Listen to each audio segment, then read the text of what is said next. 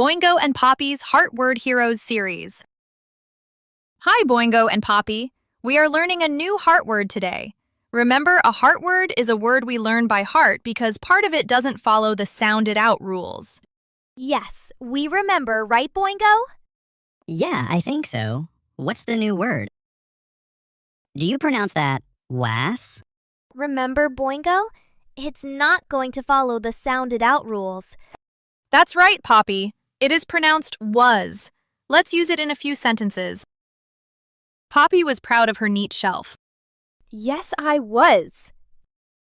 Boingo was bouncing on the trampoline earlier. Whoa! Are you okay, Boingo? Yeah, I just need to be more careful when bouncing. Well, friends, we did it. Today's heart word is was. Let's read it together. Was. Remember, we have to use our hearts to remember the tricky part. Narrator, you was a great teacher. Boingo, that's silly. It's you were a great teacher. Oops, I guess my brain was a little wobbly.